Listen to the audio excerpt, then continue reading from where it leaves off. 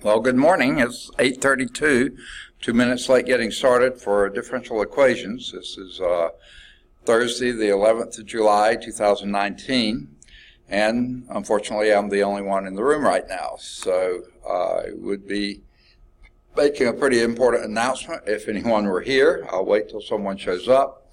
I would also ask if there are any questions of anything we've done so far, but no one's here to ask, so I guess we'll pick up and go from where we left off last time. Now, I'll apologize ahead of time. I forgot to pick up my reading glasses today. I just recently got them because when they did the cataract, replace the cataract, that made me need reading glasses, and I just forgot to pick them up this morning. So I'm going to be having trouble reading. I was hoping someone would be here to catch me if I'm reading things wrong. But we're on Chapter 4, Higher Order Differential Equations, 4.1, Preliminary Theory, Linear Equations, and Example 2, the top of page 120. And it says you should verify that the function, let me get my pen set up, so I can see well enough to do it. There we go. Should verify that the function y is equal to 3e to the 2x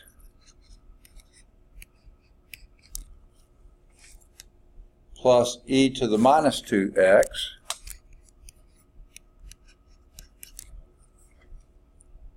minus 3x is a solution of the initial value problem. So that we think is the solution of the initial value problem, y double prime minus 4y is equal to 12x. Okay? With the initial condition that y at 0 is equal to 4.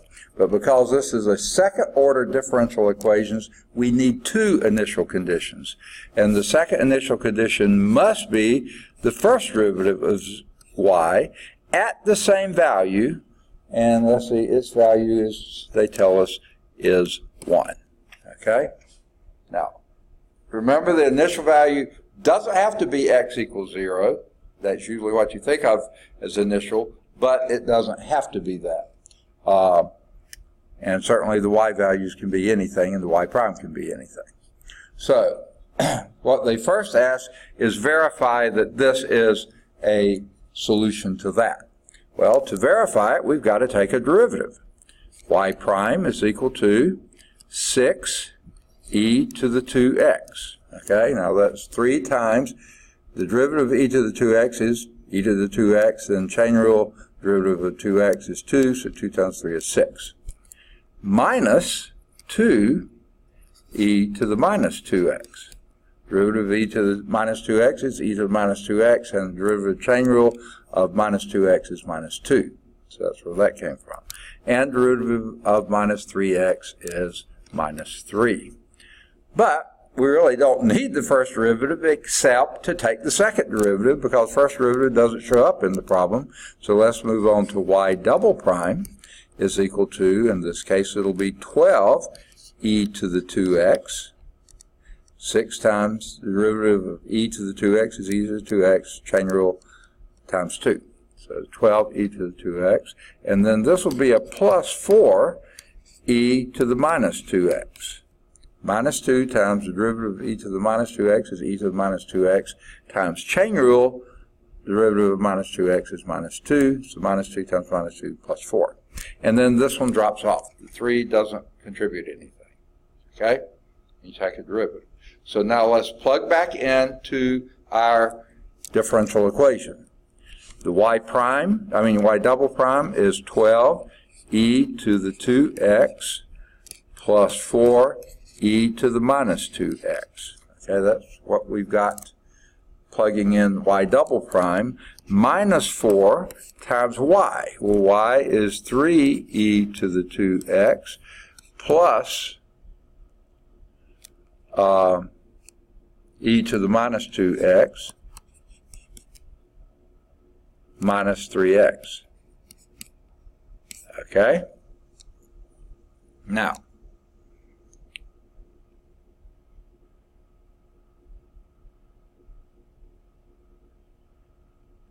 okay, and that's supposed to be equal, okay, that is your y double prime minus 4 times y, there's your y, and then we also have, and this is supposed to equal, this is the question, this is equal to 12x. Well, let's see.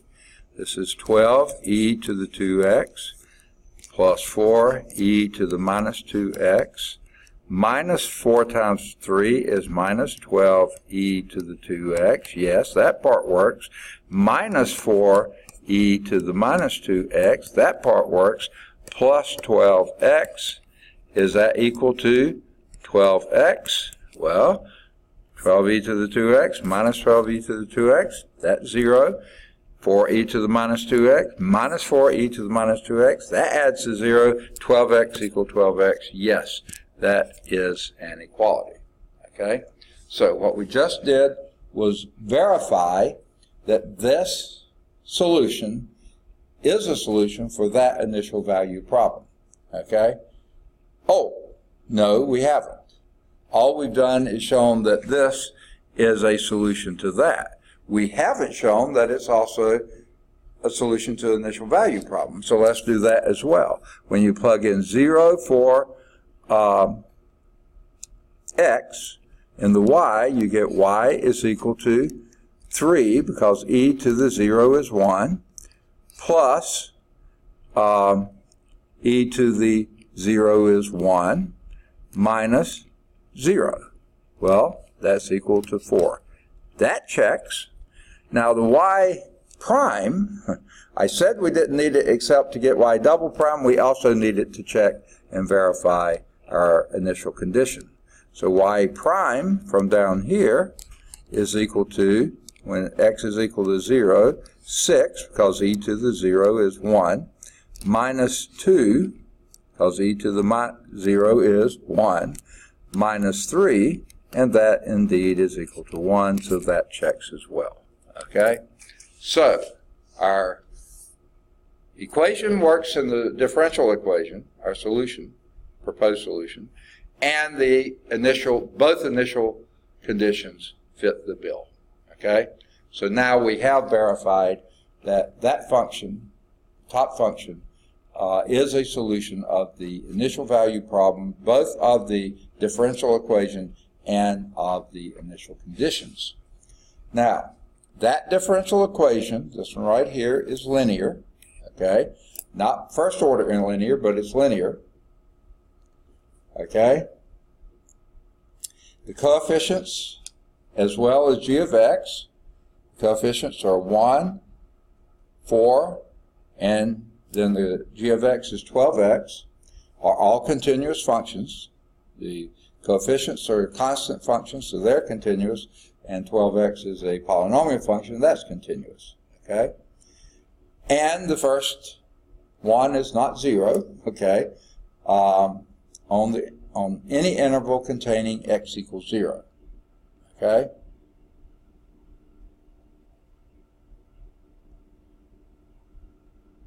Yeah, and 0 because that was our initial condition.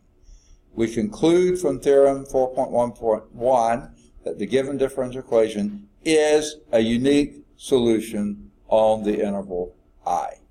What interval is that? Any interval containing 0 because everything's continuous everywhere. All right, the requirements there, goodness, I'm having a hard time reading. In 4.1.1 that your a sub I of x, and I is 0, 1, 2, 3 up to n, be continuous and a sub n not equal to 0 for every x in the interval are both important, both requirements, okay, that they are continuous and that the first coefficient cannot be 0 for any x in the interval. Okay. Specifically, if a sub n of x is 0 for some x in the interval, then the solution of a linear initial value problem may not be unique or even exist. Now,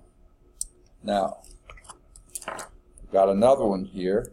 Says you should verify, so let's do it. I'm going to clear this screen. Goodness. Glad this is my low intensity teaching day, because I would be going crazy by the end of the day with my eyes like they are. Let's erase all the ink on the slide. And this one is, you should verify that the function y is equal to cx squared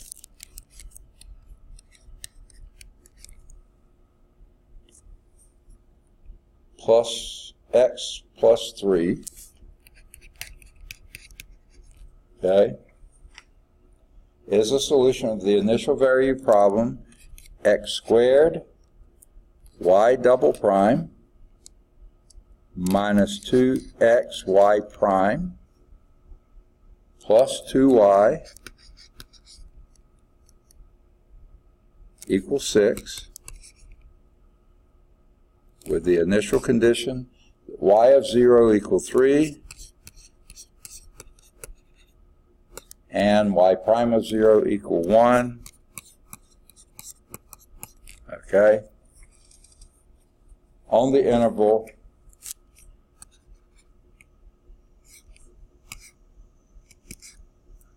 negative infinity to infinity. Okay,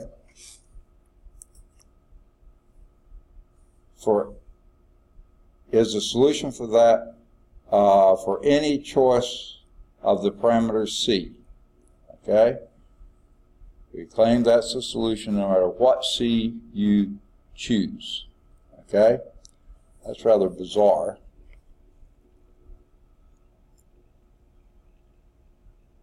Okay, and there's a reason for it to be bizarre too. Okay, now usually with an initial value problem you don't have a c in it. Okay, that's the first thing that is rather bizarre about this problem, that usually if you have initial values and enough initial values, it's a second order differential equation, so 2 initial values should be adequate to remove all your c's. But this is claiming that it's still in there. Okay, so in other words, this is not a unique solution. Okay, we need to verify that, and we do that by taking the first derivative. Y prime is equal to 2cx plus 1. That's all. Y double prime is equal to 2c. And that's all.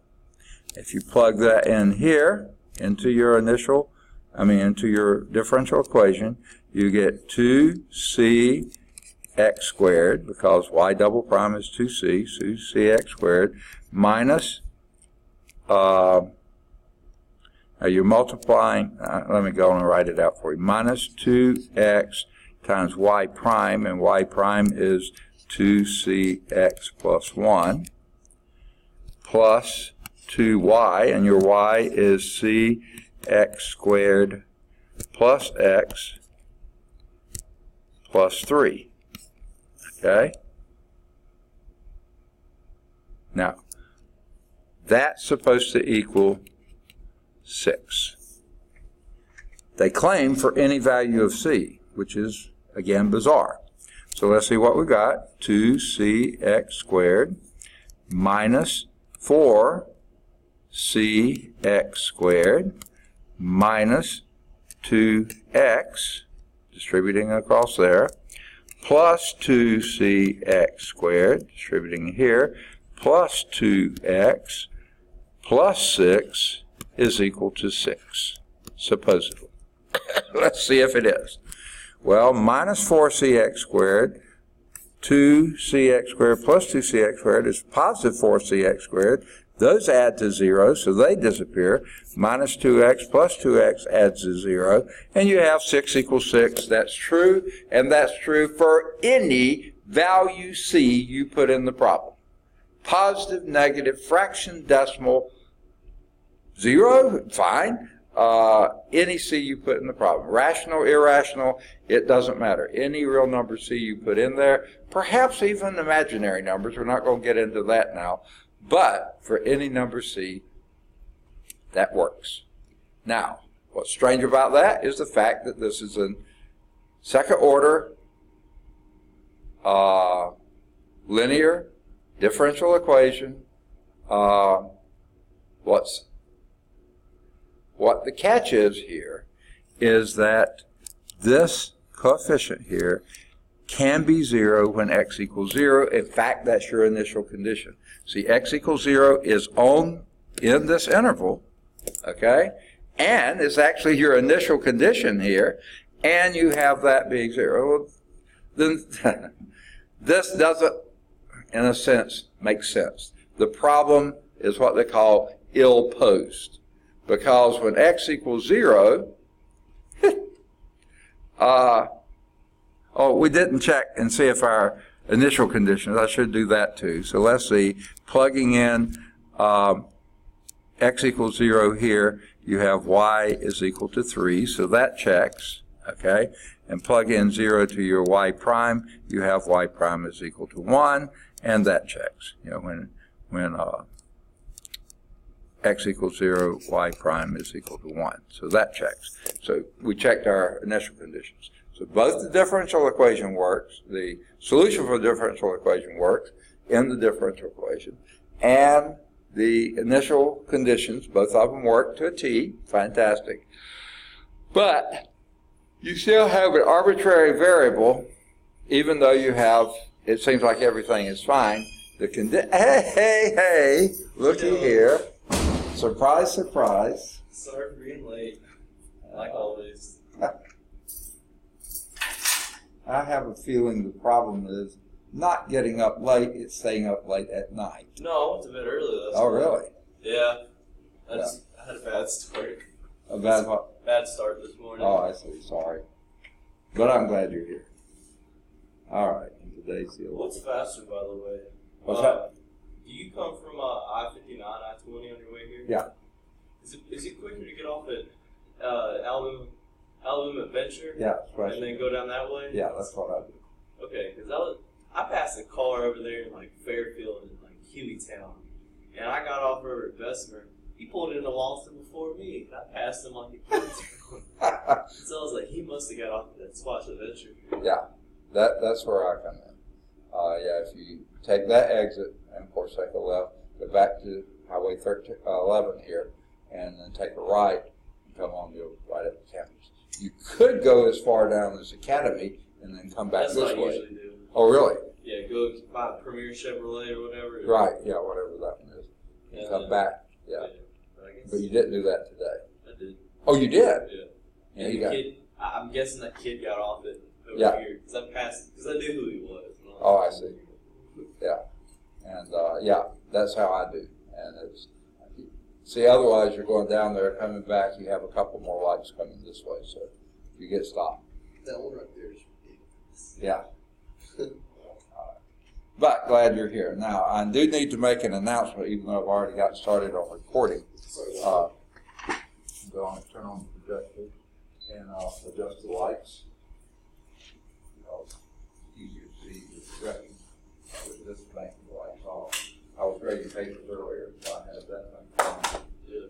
And it's easier for me to read my book because I forgot to bring in my reading glasses today. So ever since I had the cataract things, I've been having to use reading glasses. I left them on the credenza this morning. So so if I can get it far enough away, I can see it. Okay. Are you gonna be okay? Yeah. I'll just write. You probably received this email, and I'm sure you read it. Didn't you? Probably not. Well, I mean, I checked my lost email last night. Oh, you did? Did you see those about the surveys? No, sir. Oh, okay. It should be there. Okay. Hopefully it is. But actually, you should have two.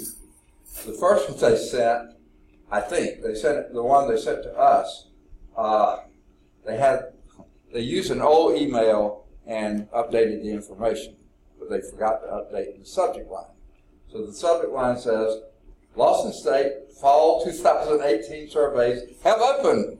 And I thought, what am I doing way back here in last fall in my emails? I should be up at the beginning. And then I looked at the date, and it was July of 2019, I said, what's the story here? So I opened email and saw that it's correct in the text, wrong in the subject. Students have been notified, they said, that their summer 2019 term surveys are available. Please strongly, they're talking to us, please strongly encourage your students to complete the surveys. Consider yourself strongly encouraged now. We value their responses, and we truly do. So this is like evaluations? Yeah. This is student course evaluations.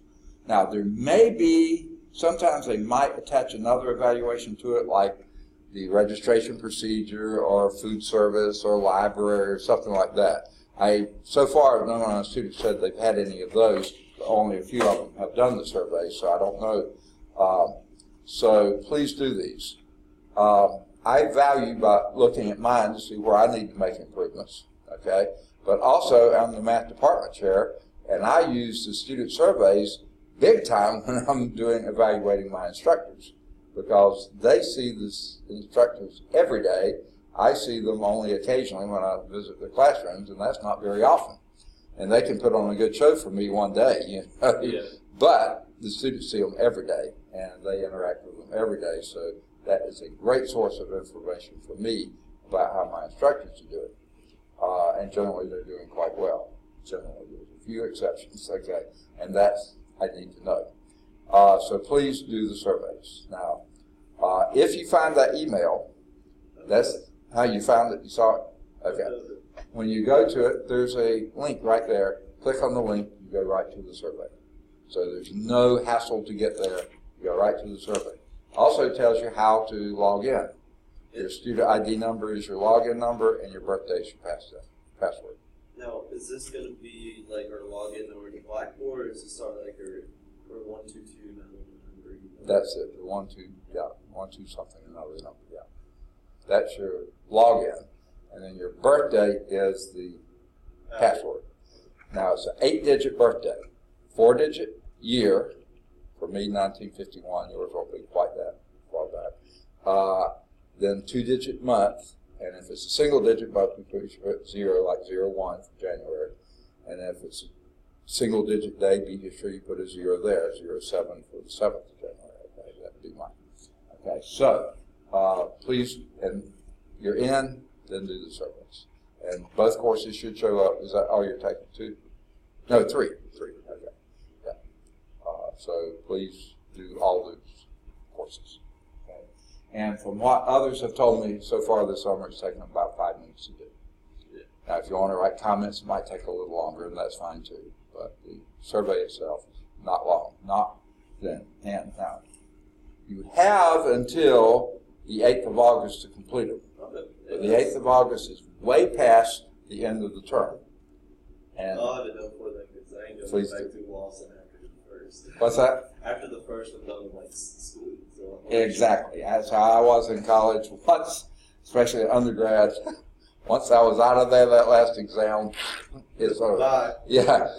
Did you remember the little toy they used to have, Etch-a-Sketch? Yes. And you turn it over and it disappears? That's what it was at the end of the term. After that last final, shake it, I'm out of here. I wasn't thinking about another thing. So please do them. My last final I took this year, I had a vegetable production final at like 11 a.m. And then my next final was at 7 o'clock on Friday night with biology. So I went to the library from 12 o'clock in the afternoon until my exam time. Oh, so wow. I was there for 7 hours studying just pure biology. Wow. And after that test, I was like, screw all this crap, I'm done, no more, going back to Birmingham. And I packed my things and went home, and I was like, no more home. With no sleep. No sleep. Oh, yeah. Okay. I had to sleep anyways. What's that? I mean, I took like 2 Red Bulls before I went like studying. I was wired that day. I guess so. All right. But driving wired is probably not the best idea, okay? But be careful with that. All right. Anyway, any other questions or anything we've done so far? Anything? Okay. Let me also do this while I'm in the process. This, of course, one of my best classes of all time. I have received 2 research papers. Okay? And we only have 3 weeks left. Okay? Please get your research papers done. Yes, sir. Okay? Papers, because in the other best class of all time, I've only received, and that has more students in it, I've received, I think, maybe 2 in that class as well. We're even. Huh? We're even. The classes are even. Yeah, except with more students than the other. Oh, so shame on them. Shame on, yeah, both classes. Okay. Don't be trying to deflect. Okay. So, let's see, where was this? Oh, I know where this was. Okay. So, if no questions, I had started working example 2. We're in chapter 4, higher order differential equations, 4.1 preliminary theory. This blah, blah, blah. They do it at the beginning of everything. Chapter, pretty much. Example 2, and that's what I've done so far.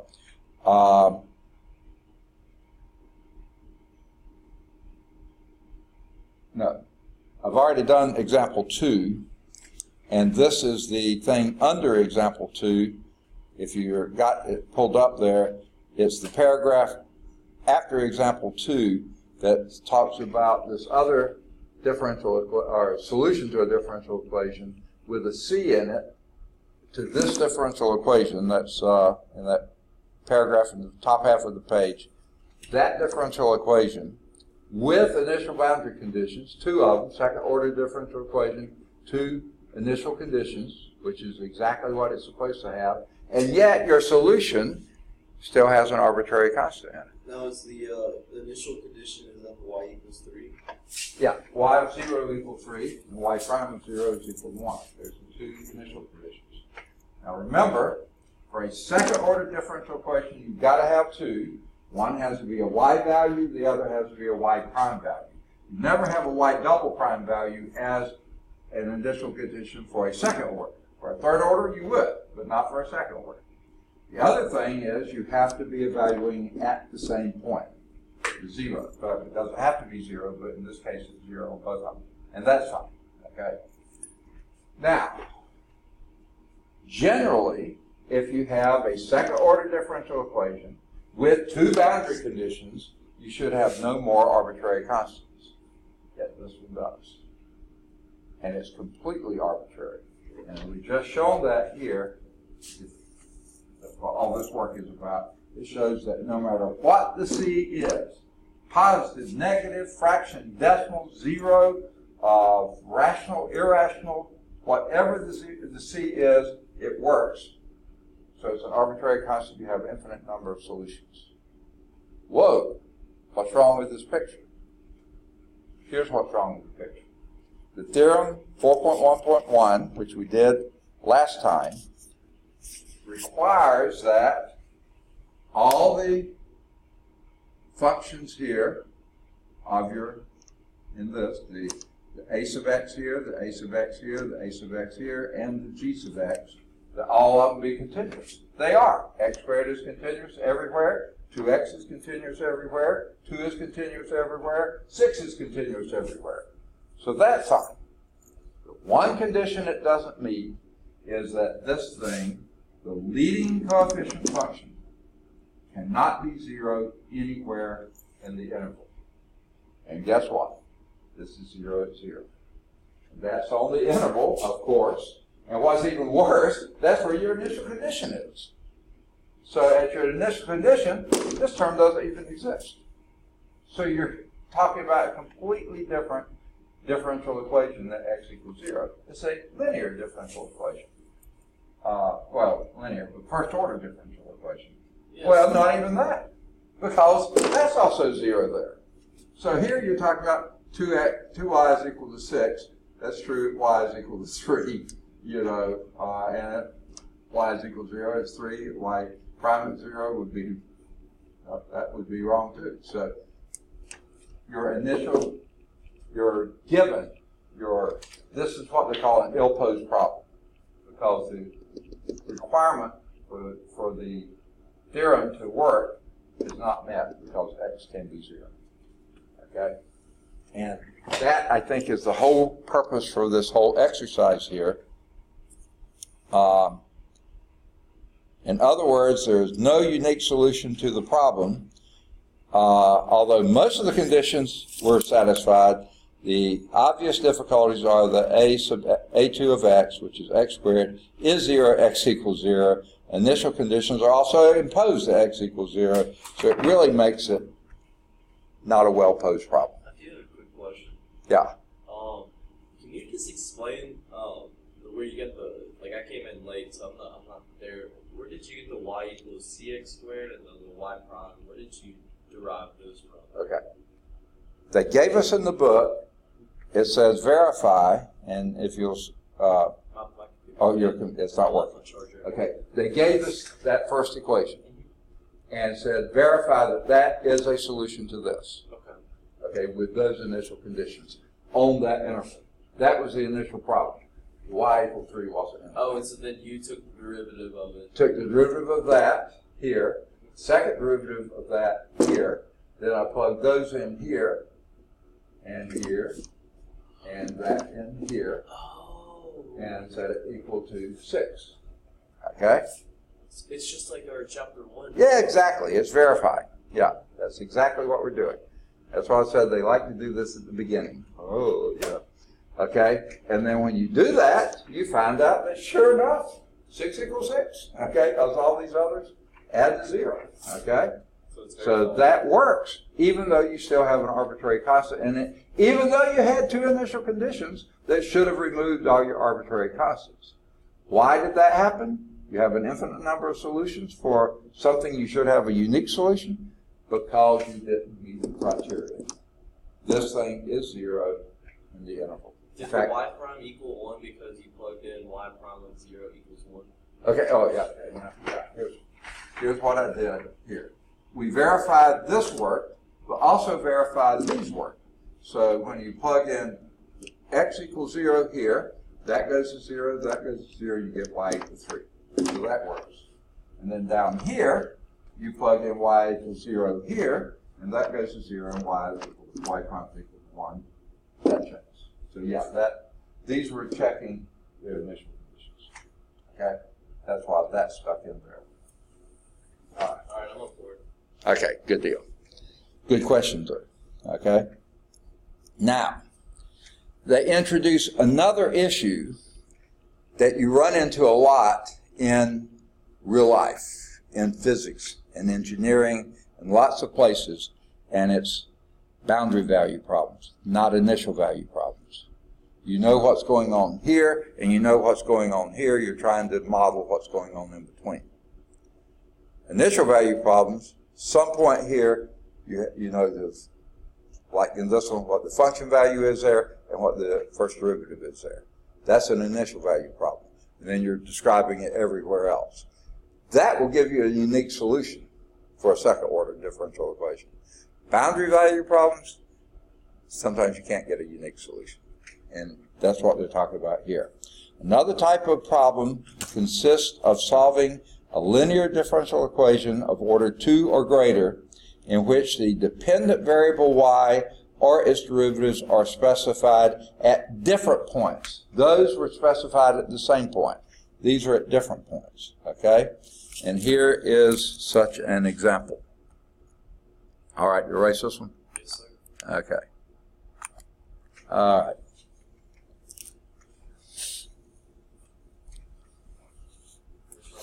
Okay. You know, I even have your book to help me today. Sorry, my computer, I left my charger at home. What's that? I left my charger at home. Oh, I see. I wish I could load your mind, but this one dies immediately. I mean, very soon. Okay. You see if I can serve 15%. Yeah, no, that's all right. I can do it. A2 of x. I can read. I'm making it worse looking. Let's see. I'm afraid I'll miss a sign or some little thing. D2y dx squared, while they went to Leibniz notation, I'm not sure, plus a sub 1x, I think it is, plus a sub 1 of x dy dx, this is just a standard form, plus a 0 of x times y is equal to g of x. Okay. That's just your standard second order differential equation, right? It's also linear because those coefficients are only functions of x, not functions of x and y. So they're only functions of x. Don't run your battery down just for this. Oh, it's fine. I got my battery. It says I got 55 minutes left on it. Oh, 13%. okay. You might need it later today, mightn't you? Well, I go home after this. Oh, you do? Okay. I thought you went to chemistry shortly after this. So chemistry's on Wednesday. On Wednesday, that's right. Because that's when your calculus is. Right. Okay.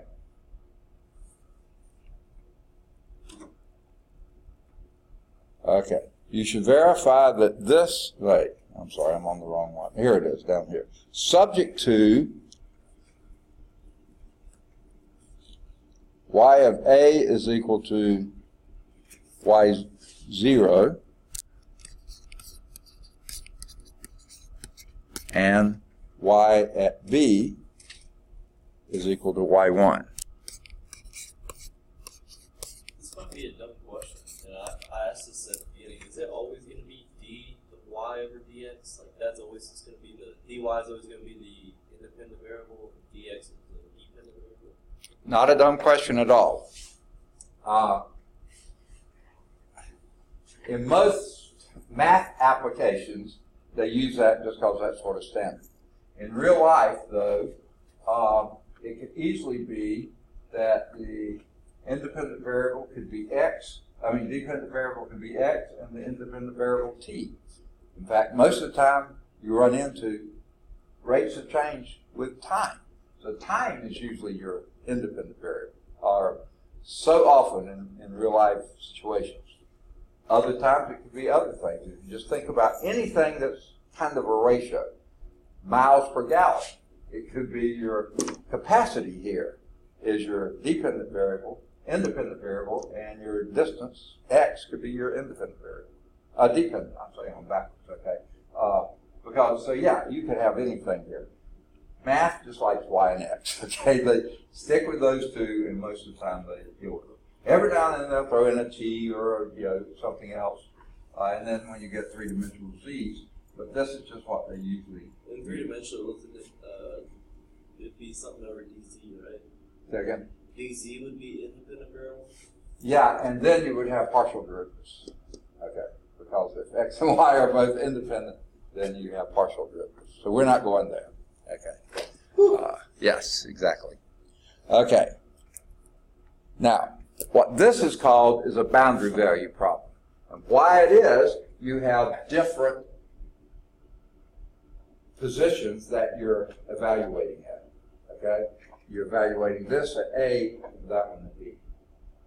That's two different things. Those are boundary conditions, not initial conditions. If they were both the same, of course, one of them would have to be a first derivative, because you wouldn't take the function can't have two different values. Right?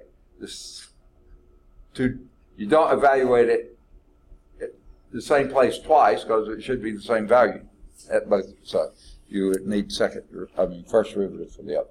So that's a boundary value problem that they often call a BVD, a VVP. Initial value problem, IVP, okay? But boundary value problem, BVP, okay? And these are called the boundary conditions, okay? Now,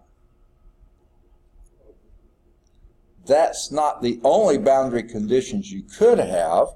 You could have had y prime at A is equal to some value y, maybe call it y2. Okay, I don't know what they call it. I can't see one. No, they call it y0. Okay. That could be one of the conditions, and the second condition could be y at B is equal to y1, just like it was before. Or you could have had y of A is equal to y0 like it was before, but then have y prime of B equal your y1. Okay? Or you could have had y prime of A is equal to your y0 and y prime of B is equal to y1. So you have bunches of different things. You don't go any higher, okay? Remember, you don't ever, on the second order differential equation, you need two conditions, but you never have a second derivative on them. They're either first, zero derivative or first derivative. In the first one, y of a equals, is that y minus 1 or is that No, y? that's, okay. That is a y sub 0. Goodness, I hit the wrong key. I can't see. Sensitive. Okay. Let me get the eraser. I don't know why I have two commas there. Okay. It's probably my pen just dragging. Okay. Y0. Okay. Just some value for y. So, and by the way, the y of a and b could be the same values. That's perfectly fine, but they just have to be at different places. But there's some value and some other value, or some value. Like you mean the value like in the parentheses or the where it equals? No. Okay. For a boundary value problem, these in parentheses, the x value, the independent values have to be different. If they were the same, that's an initial value problem. But if they were the same, that had to be a prime there, because you wouldn't evaluate the function at the same position and expect to get two different answers. That wouldn't be a function. Okay, so that's out of the question. But with a boundary value problem, you still need two conditions, but now they're at different points, but they could both be the function values. They could both be, one of them be the first derivative, the other not, the other first one not, and the second one is, or both of them could be the first derivative. You have a whole variety, these choices, 4 choices here, of what your boundary values could be, okay? But what I'm saying is you can't use the second derivative because it's a second order differential equation. So you don't ever put the same order of the boundary condition as the order of the max order of your differential equation. So it can go up to first. So any one of those would be sufficient or would be legitimate boundary values. Okay. But you only have 2. Now, y0 and y1 are arbitrary constants. Okay, you can put any value in there you wanted to that fit. Okay. These 3 pairs of conditions are just special cases of the general boundary value problem, or boundary conditions. And this looks a little bizarre, but I don't know why they're putting it in here. I don't think we'll ever use it in the rest of the course. But this is what they say. And why, I'm not sure, but they say alpha sub 1, I think is what that says. Goodness gracious. Keep putting extra parentheses I don't need. Alpha 1 y of a plus beta 1 y of b. No, I'm sorry, that's y of a also. What's that? No, they're just using Greek because they're running out of letters, I think. I don't know. Okay. Oh, you should love your trig. Okay. Is equal to gamma 1. Okay. And alpha 2 y of b plus, that's a y prime here. Okay, I knew that didn't make sense. Is that going to be a beta 1? It's yeah, that's a beta 1. This is a beta 2. Y prime at b is equal to gamma 2. Okay. It's driving my eyes crazy. I think I got all the signs and subscripts right now, and primes and no primes and stuff like that. Okay.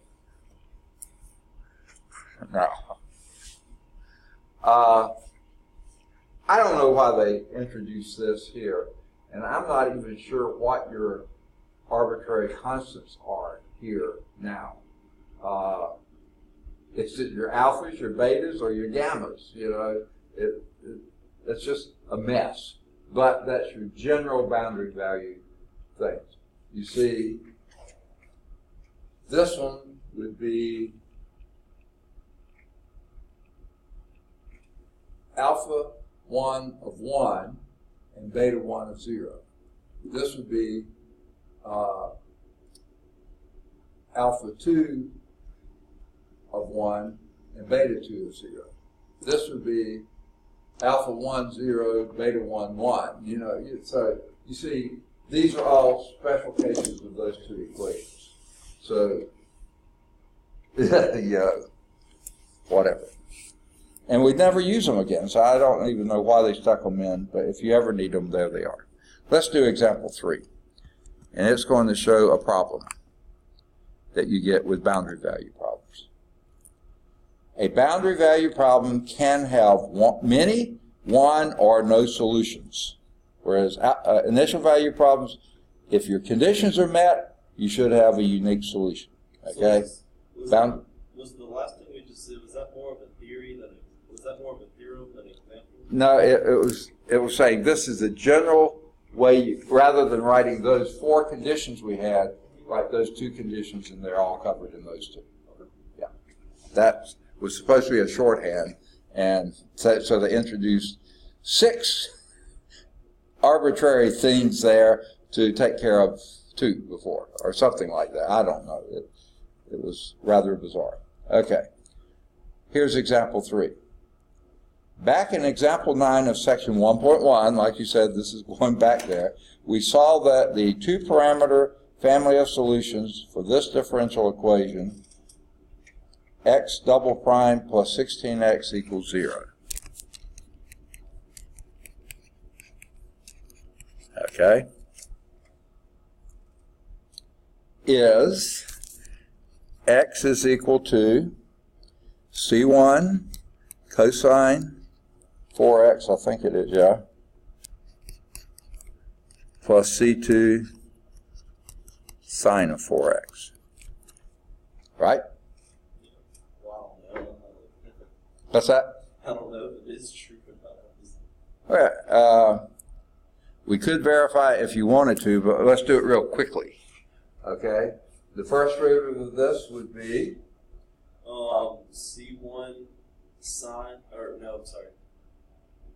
Yo, that one's 4. Negative 4 C1 sine 4x. Sine 4x. Alright, I got this one. 4 cosine. Plus C2. 4 cosine 4x. C2. C2, yeah, you're right. Jeez, that's okay. And then the second derivative would be negative 4 C1 cosine 4x. Except to do the 4 again, so it's negative 16. Yes. Yes. Negative 16 C1 cosine 4x. And then this one would be a 16. Negative 16. Negative 16. Yeah, because the first time was a cosine, and then the second time would be a minus sine. So minus 16 C2 sine 4x, right? Well then, that we just did with the 16s in it, plus 16 times this one, they're the same. So the y double, or x double prime, see this time x is your, no, there's something really wrong with that. Those are t's, not x's. I can't see. I can't see what I'm. One day I don't bring the charger. Yes, exactly. The one day I don't have my glasses. Okay. We both missed them today. Okay. I messed up words. I don't know what this is, but I'm going to close it. Okay. Those are t's there. Whoops. I did it again. I didn't notice it because like it said x equals those. Yeah. I think I've driven this system crazy. Let me see if I can get it back. No, is it the x equals? Okay, those are t's. Those are not x's.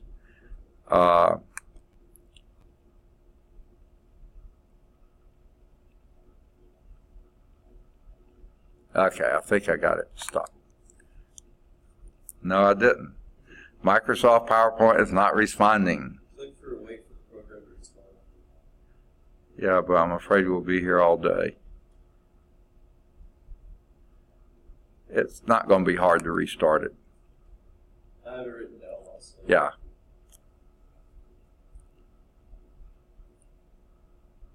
So just after you had asked, is it always dy's and dx's? The answer is no, this is dx dt's. But the dx is going to be on top this time? Yeah. If you had written it in Leibniz notation, it would be d2x dt squared. Now, is it the reason why the x is, it's going to be an x instead of a y because we have x equals? X equal, yeah, x is the dependent variable. It depends on the t over there. And so then we put the d over dt in front of that, and we dx over dt. Because, Yeah. you know how like when in Cal 1 when we learned the derivative, we'd always do d over dx. Okay, d by dx, right, okay. I'm trying to get this up while I'm trying to listen to you too. I don't do too well multiple things at the same time. Okay, I'll get my pen back, I'm sure. Okay, now, so it was x. It was x equals. Yeah, but initially it was x double prime plus 16x equals 0. And it was x equal c1 cosine 4t, I'm sorry, that's where I did it before, plus c2 sine 4t. Now, what were you saying? Go on.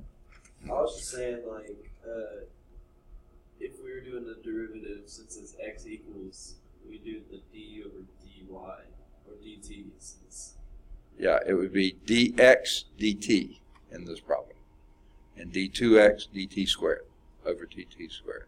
Because the t is the independent variable, x is the dependent. Okay?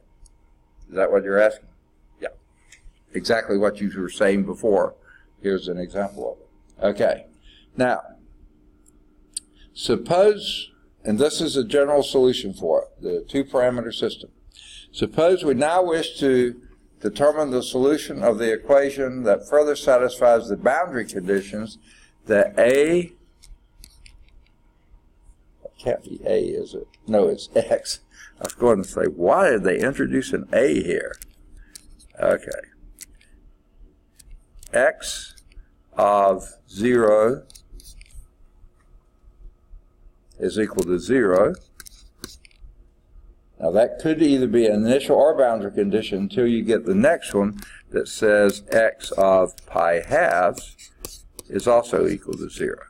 Okay? That makes it a boundary condition problem. Is that Because, x of a? say again? X of a. Of 0, I'm sorry. Not only are my eyes bad, but my writing's terrible. Okay. Okay. Now, that seems to be a perfectly fine set of conditions there. Okay? If you plug in the first one to here, when t is equal to 0, x is supposed to be 0, so you have 0 is equal to c1 cosine 4 times 0 plus c2. May I just interrupt real quick? Yeah, sure. Which one would be the t value and the x of 0? Would it be the one on the inside or the x of 0? Okay, yeah, no, the x is the dependent variable, but depends on the t that's inside. T's inside, the x is over So here. pi over 2 would be the t value and 0 would be for the x. Yeah, the pi over 2 is the t, and 0 would be Okay. the x. Yes. Sorry about that. Okay, c2 sine, let me just put sine of 0 because 4 0 is 0. Okay. Now, 4 times 0 here is also 0. Cosine of 0 is what? 1. 1. So this has 0 is equal to c1, but the sine of 0 is 0, so you don't know what c2 is. Okay? So this tells you that c1 is equal to 0. Okay? When you plug in the second condition, that the x is 0 equal c1 cosine, well, we don't need c1 anymore, is 0. So this is equal to c2 times the sine of 4 times pi halves. Right? Yes. Okay. And what is 4 times pi halves is? 2 pi. 2 pi. What's sine of 2 pi? 0. 0. So you don't know what C2 is.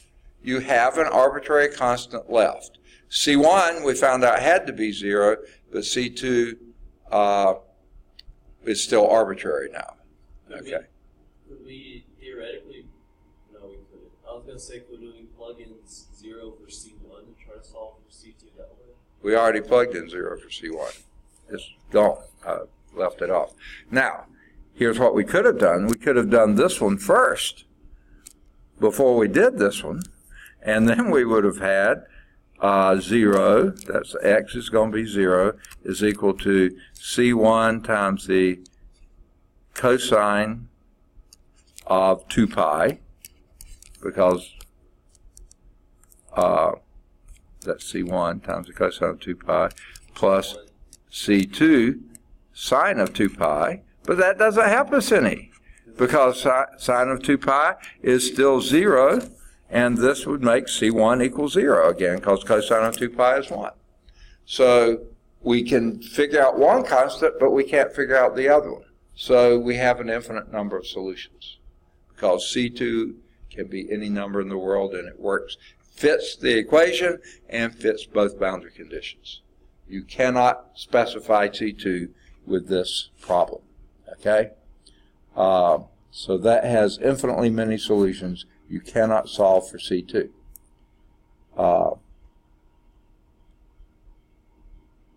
Now, what that shows us is this. I think this is the first one. If I can get far enough away to see. Your C1 cosine 4t and C2 sine 4t, in between 0 and pi halves, it's going to be one complete cycle of your functions. And as long as you require that to be 0 and that 0, that makes C1 equal 0, okay? Either one of them is make C1 equal 0, but then for your C2s can be any values in the world. They just show a few of them. They show C2 equal 1, 1/2, 1/4, and negative 1/2. And I would have thought they would have put a 0 in there, but I guess not. So yeah, you could have just tons of them that meet both boundary conditions. The x at x at 0 is 0, and x at pi halves is 0, and lots of values. Any value is going to make that work.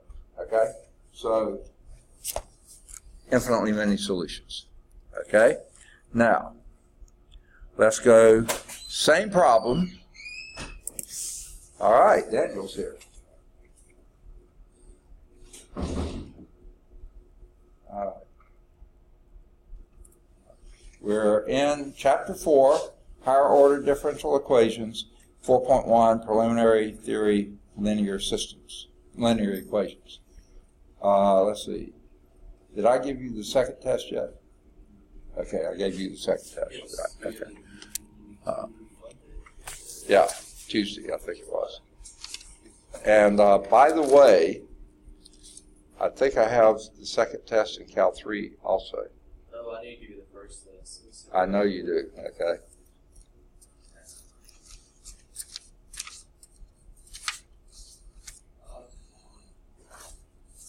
And where I made the copies, the copy machine didn't staple. I have my I looked at my Cal 3 test and my chemistry notebook. Okay. I'll bring it to you first thing Monday morning. That'll be fine. You're going to be on this campus Monday? Yes, sir. Oh. I'm sorry, not Monday. Tuesday. Tuesday. Okay, good. Okay. I'll be on the other campus on Yeah, Monday. that's what I thought. Yeah, you were going to say something? Well, I need to talk with you either now or after class or sometime, Yeah, right? No, it's just that I got my stuff mixed up, and now I have to go somewhere.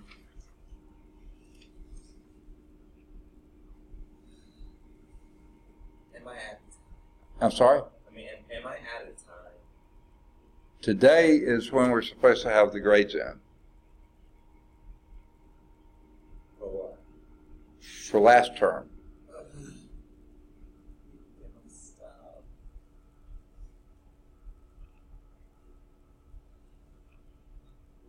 I just need to get my stuff, but I don't have my stuff. You need to what? I I can't. said I need to get my stuff, but I don't have my stuff. Where is your stuff?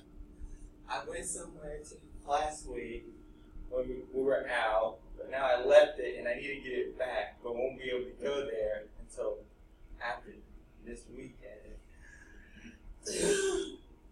Well, if you get it to me Monday morning, they may not have changed things by then. Can you get it to me Monday morning? Yes. Okay, get it to me Monday morning. Okay? But I can't guarantee it, but we can try. Okay. It's not like this is something new. Okay. All right. Okay. All right. Let's continue. Same problems, the B part, we're just going to change the boundary value.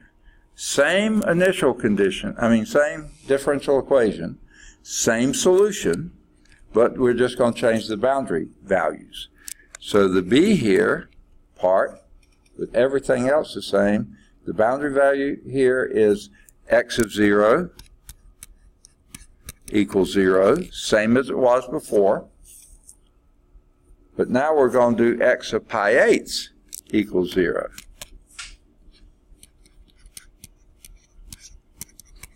Okay? So same solution, same everything, but let's do those boundary conditions. Okay? So in the first one, when we put in x is 0, we're going to get the same thing we did before, C1 equals 0. Right? That didn't change. Okay. But when we put the second one in, 0 is equal to C1's already 0. Okay, so we got C2 sine of 4 times pi eighths. And what's 4 times pi eighths? That's going to be just pi over 2. Pi over 2. Yeah, and that's, I've already got equals 0. Okay, so yeah, that's pi over 2. What is sine of pi halves? It's just 1, exactly. So therefore, this is 1.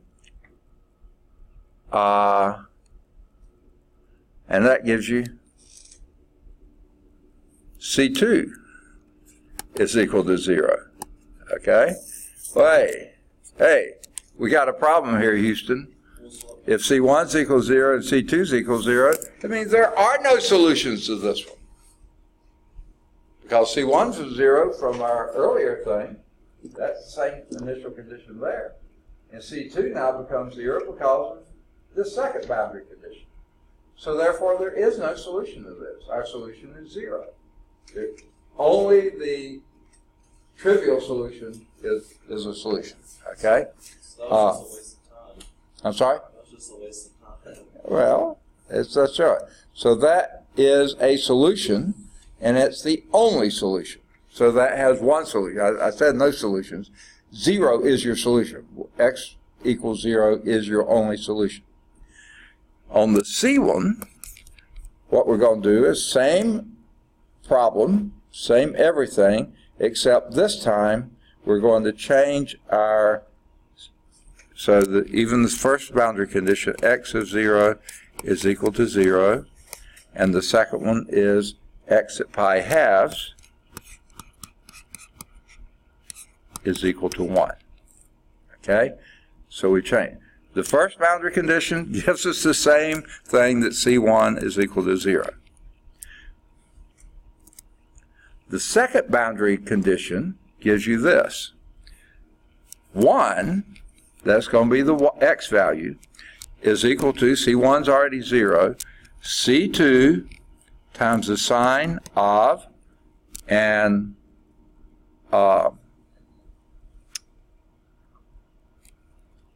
4 times pi halves is? That's going to be, that would just be pi. No, that wouldn't be pi. It would, no, 2 pi. 2 pi. Okay? So that gives you 1 is equal to C2 times the sine of 2 pi. And what's the sine of 2 pi? 0. 0. So that gives you 1 is equal to 0. That don't make sense. Which does not make sense. There is no, that's the one that there is no solution, because 1 can never be 0. Yeah. So the first case gave you infinite number of solutions. Second case gave you one and only solution, the trivial solution, x equals 0. That's it. And then the third one gives you no solutions, because the boundary condition could not be met at all. There is no solution that would give you that boundary condition. So that's the problem with boundary value problems. Okay? Now, they bring that up, talk about it, and then leave it. And as far as we're going to get in the course, never comes up again. So, anyway, that's that one. And like I said, this first thing, preliminary theory, it's introducing some stuff that's true, but it just makes you realize you have to be very careful on your conditions. Initial conditions, as long as all the criteria are met, should give you a unique solution. Boundary values don't always fit that bill. So let's move to 4.1.2, which is homogeneous equations. Now, if that sounds familiar, or you might say homogeneous, if you go back to section 2.5, you'll see a subsection called homogeneous equations, or homogeneous equations. These are talking about two completely different things. Earlier, we were talking about generally nonlinear differential equations that all of the terms have the same total power, or at the same degree. That's what we're calling homogeneous before, back in chapter 2. Now, when we're talking about how homogeneous equations, we're saying that g of x at the end is equal to 0. That makes them homogeneous. It's a different homogeneity, okay? So you have to be careful with it. A linear nth order differential equation of this form, and this is like we've seen before, just like we started before, a sub n of x times d n y d x to the n, I hope I'm seeing this right, plus a sub n minus 1 of x d n minus 1 y by dx to the n minus 1 plus blah, blah, blah. Keep going down until you get down to plus a sub 1 of x dy dx plus a sub 0 of x y is equal to 0. Now, before we've always said g of x. If this g of x is 0, that gives you a special kind of equation, and that's said to be homogeneous. When this is 0, this is homogeneous or homogeneous, however you want to pronounce it. Okay? Say again? I'm sorry.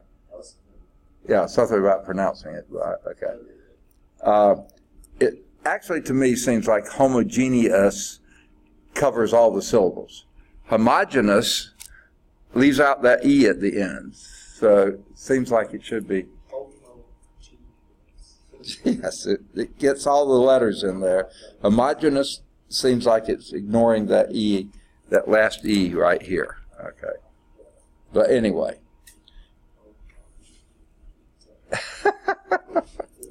Okay. It's difficult, I realize. Okay. If this was the same, that's the same, that's the same, and all these are the same, and that's the same, but you have a g of x here, that's called a non homogeneous or homogeneous, okay, equation, okay? If you have the zeros, homogeneous or homogeneous, if you have anything over there on the right, it's non-homogeneous or non-homogeneous. For example, 2y double prime, I think is his, plus 3y prime minus 5y equals 0. What would that be? Oh, yeah, that's what I mean. Yeah, What are we supposed to do? because the 0 is there, that's homogeneous. Okay, that's all it's getting at. Whereas if you had this one, If it was equal to 5, would it be non-homogeneous? yes, exactly. If there's anything over there other than a 0, it's non-homogeneous. The next example looks like it's a lot more difficult problem, but I can't read my exponent there. I think it's x cubed. It really doesn't matter. X cubed y triple prime plus 6y prime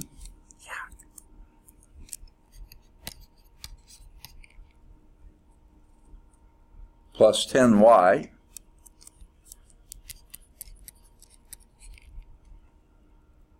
is equal e to the x. What's that? Non-homogeneous, because it has something on the right. Okay. Now, it has nothing to do with the power, the order, the difficulty of the coefficients. Nothing of that. It's only whether it's got a 0 at the end or a 1. Okay. Now, it's a non-homogeneous linear third-order differential equation. The word homogeneous in this is different from back in 2.5. Okay?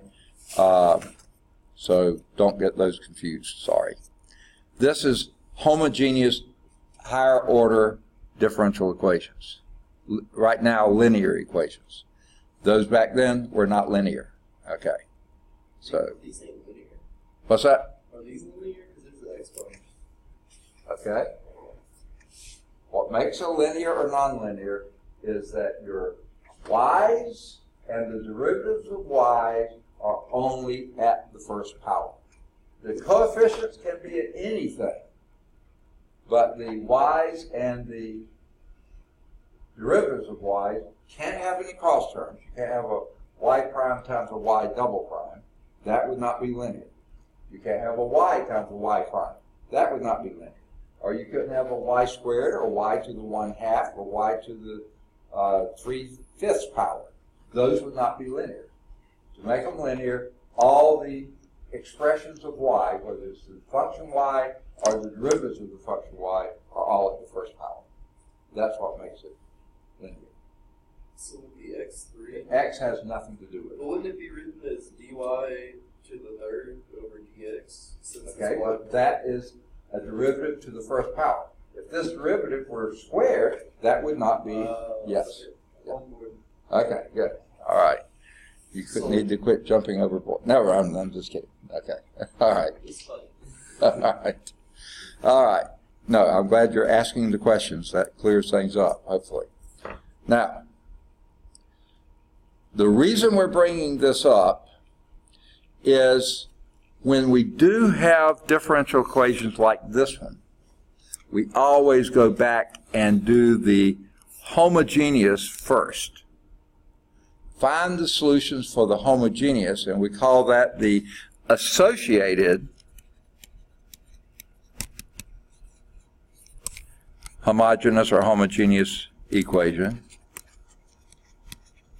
Okay? Equation. Okay? We do the associated first, then we worry about the g of x that's out there. So that's why we're bringing them up here. You have to deal with the associated homogeneous first, and then you go back and deal with the other second. All right. Now, to avoid needless repetition throughout the remainder of the text, we shall, as a matter of course, make the following important assumptions when stating, goodness gracious, definitions and theorems about linear equations. This is a linear equation right here when all those y's are to the first power only and none of them are multiplied by each other. Okay? The coefficients a of x and g of x are continuous. All these functions, a of x, a n of x, a n minus 1 of x, all the a of x's and the g of x are all continuous. If they're not continuous, hang it up. You can't do what we're going to be doing then. The second one is that this one right here, that leading one cannot be 0 for any x, just like we saw in the earlier example. When the x squared was 0 at x equals 0, it threw off the whole solution. Okay?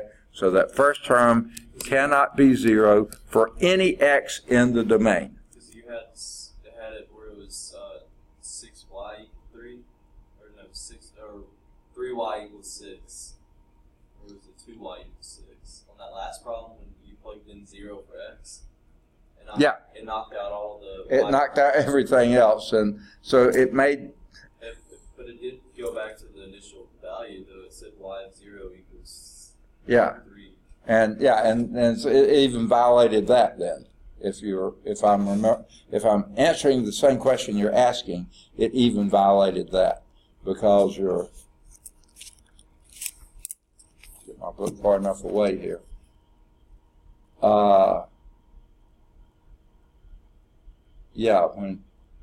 It violated the initial condition as well because y of 0 was not 3, because when you plugged in 0 for x, you could not get a 3, okay, at all, okay.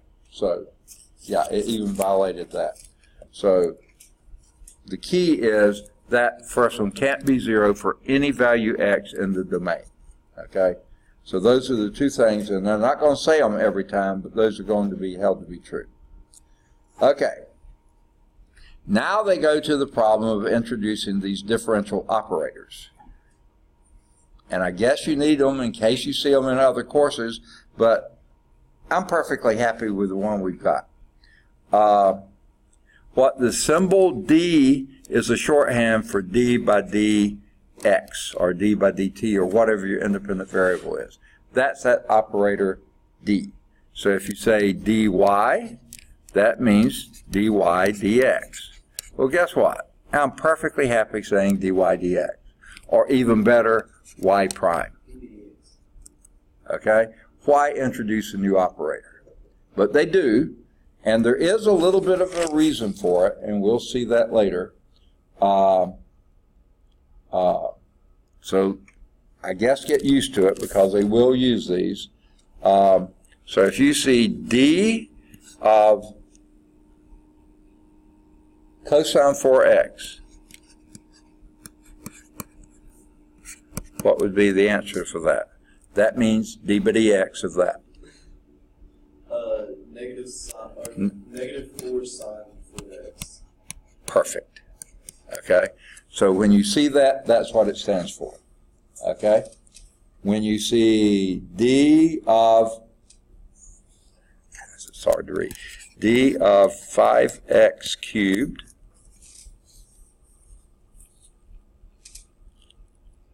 minus 6x squared. But d is equal to d over dx, right? That's exactly what it means. dy is dy over dx. So, okay. No. I was just making sure, like, you having it above it just makes it equal to it. Yeah. Okay. So if you put a y there, you put a y there. D by itself just means this. Okay. Now, I'll get to why I'm saying it that way. Let's do that one. What would that be? That one's going to be, is that a 3 or 5? That's it. 3. So 15x squared minus 12x squared? No, 12x. 12x. Perfect. Okay. That's what it means. Now, if d is d by dx, then d of d by dx, I can't write down here. They won't let me. Let me go back and erase. I knew I was running out of room. I thought probably should have erased a bunch of stuff earlier. Okay. Then d by dx of d by dx would be d2 dx squared, right? That's second derivative. So in this notation, that would be d squared. Right? You're doing d by dx, so it's like you're squaring the d. Okay?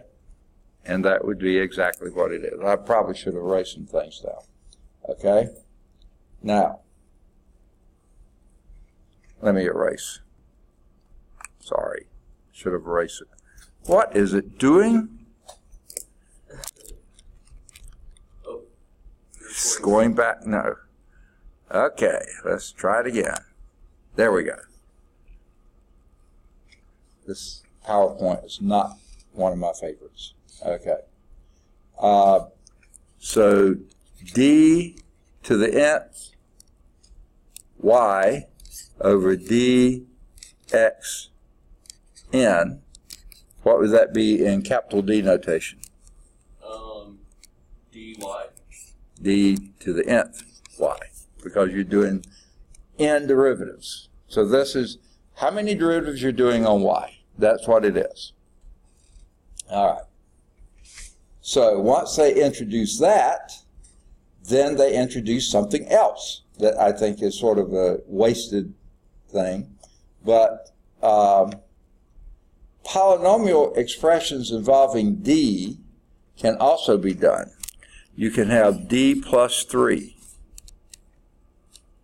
Now that seems strange. This is an operator, right? So if you had d plus 3 of y, what does that mean? dy plus 3y. Plus 3y. Perfect. That's exactly what it means. If you had bigger one, like d squared plus 3d minus 4.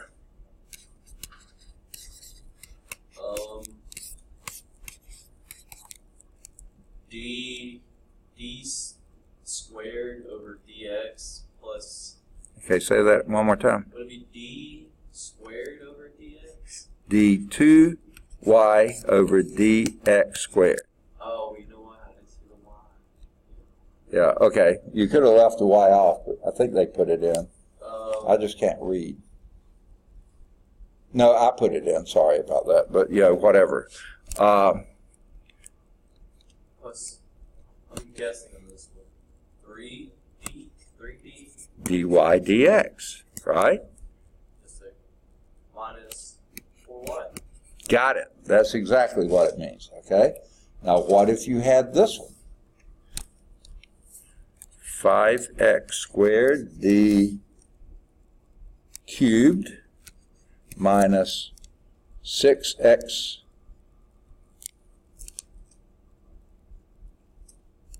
well, that's actually 5x cubed d cubed. It doesn't matter. 6, yuck! This thing has decided to close itself. So I gotta go back. Sorry. Oh, you're fine. Okay. It was 5x cubed. It's 5x. Now I've got to get my pen back. I like red. Is it back? Okay. 5x cubed d3 plus, or minus 6x squared d2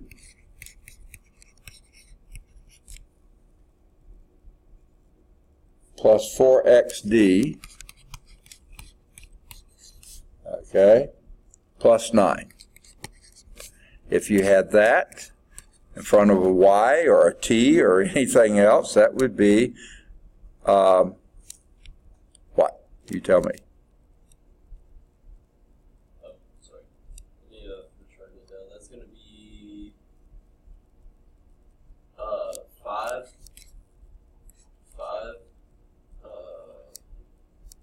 5x cubed d let me just shorten it a little bit, y triple prime, right? Okay, minus 6 6 x squared y double prime plus 4x dy. So y prime plus 9y. plus 9y equal blah, blah, blah. Okay, yeah, you could put the d by dx's, but I just got tired of writing them. So that's exactly what's going on here, okay? Now, in general, we define the nth order differential operator or polynomial operator to be this. And I just don't know why they do it. There is sort of a reason, but it just doesn't seem like it's worth it. They call this linear operator a sub n of x. That's going to be your coefficient, like your 5x cubed was there.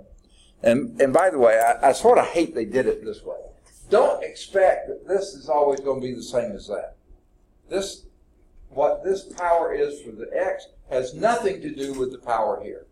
Absolutely nothing. This example they gave made it x squared here, x cubed here, x squared here, x there, and no x there. Not necessary. They could have mixed these up, changed them around, had it to the 17th power anywhere they wanted to. That has nothing to do with it. So don't imagine there was some pattern there. There's not.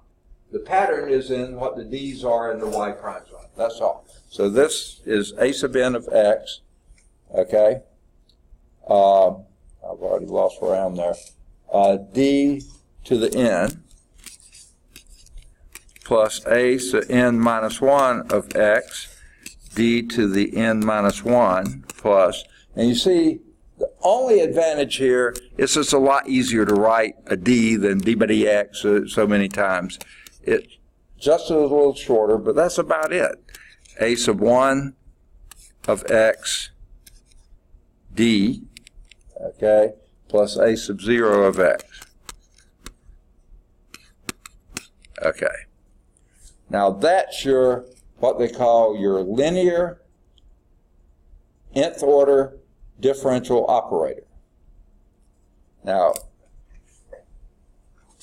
this all goes back to the fact these are linear differential equations.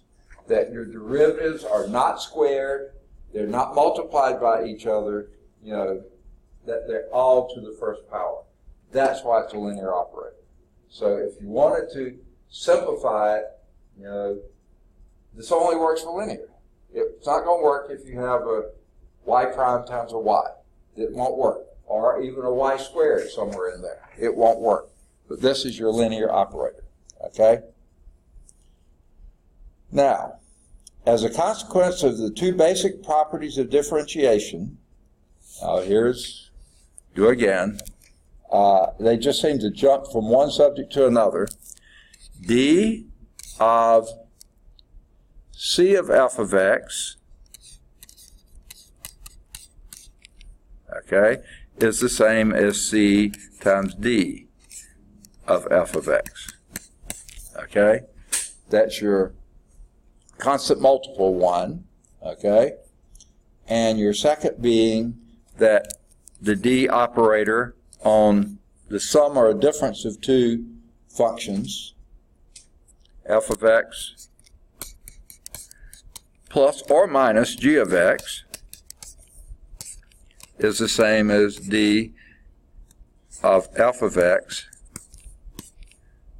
plus or minus d of g of x. Okay? Those are called your linear conditions, basically, linear properties. And these are linear operators, so it works. Now,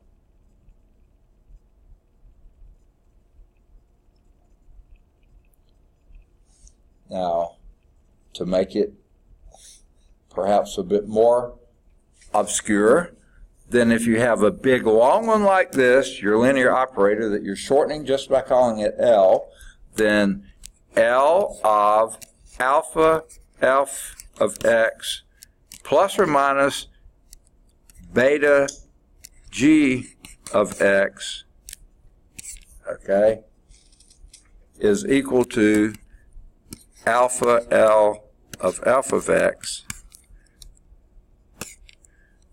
plus or minus beta G, beta L, I'm sorry, left off the L. Hit the right key here.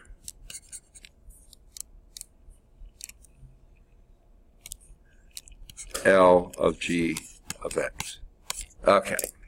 So that means even if you had one of the big, long things that you're doing on a multiple of alpha G plus or minus another multiple of L plus or minus another multiple of G, then you can just split this up and pull out the alpha here, the linear operator, that big long thing, only on x, plus or minus the beta that you pull out here times the linear operator operating on that.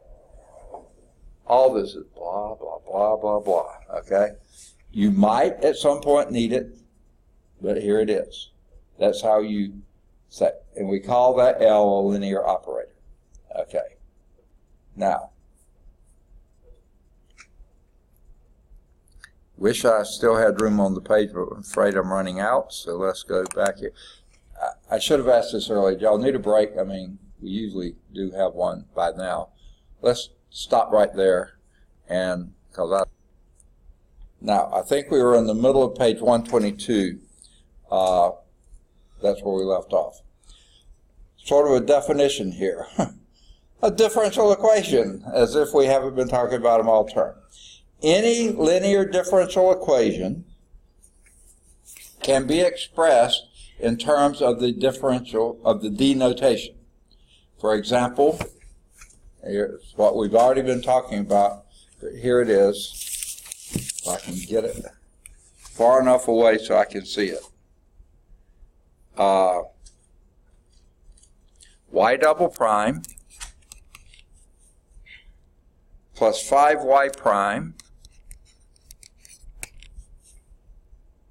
plus 6y is equal to 5x minus 3. Okay? Write that in, or tell me how to write it in D notation. D squared plus 5dy squared. Just D. Oh, wait, that's supposed to be dy squared. Okay. We can put the y at the end, remember? Okay. Plus 6 equals, No, that's the y now. 5x plus 6. Minus 3, yeah. That's it. Okay, that's the point. Any nth order linear differential equation can be written in this D notation. Okay? Oh, and you were right. The book did it with the y's in there. Aha! Okay? D2y plus 5dy plus 6y equal 5x minus 3, and then wrote it in the other one, or pull them out. I just did it the short way. Okay? Using the earlier operator then,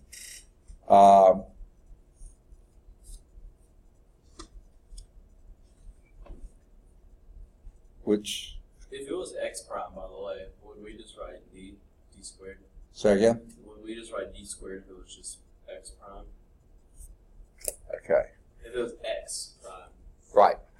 Like right up there? Yeah. That had been an x double prime plus 5y x prime Plus 6. plus 6x is equal. Now you wouldn't have the x's over there. That'd be 5t minus 3 or something Yeah. like that. But would we write like... If you write it just the same way, except you write an x there and an x, and then a t here in both places. Yeah. So x would be dx squared. Or d squared x. D squared x, yeah, exactly. Whatever your independent variable is, that's what follows the d. Your independent variable, if you're going to have a function of it, that's going to be out there. Okay. Now, then you could write that same one once you had defined the L to be to be this, if you define this thing right here to be your L, that L operator, and see that would change. The D is always the same. The L has to be defined for every problem. What's that combination of the D's here? Okay? Then this would be L of Y is equal to G of X. L of Y is equal to 5X minus 3. Okay? Or something like that.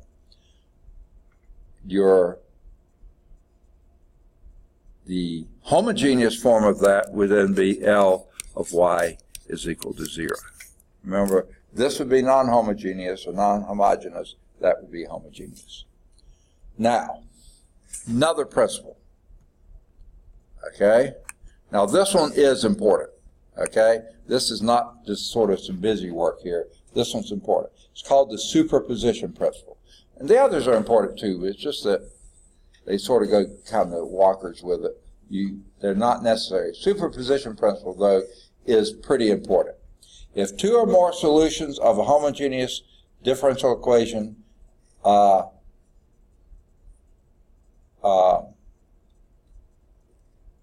sorry, let me back. The sum or superposition of two or more homogeneous linear differential equation solutions are also a solution. And that's what theorem 4.1.2 says, superposition principle, and this is for homogeneous or homogeneous equations. Okay? Now, let, I think it's Y1 through Y, it changed to subscript sometime, I think it's a K. Let Y sub 1, Y sub 2, Y sub 3, up to and including Y sub K. Okay? We have K solutions, okay, of the homogeneous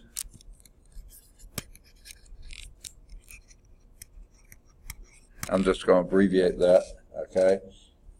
And now they say nth order differential equation.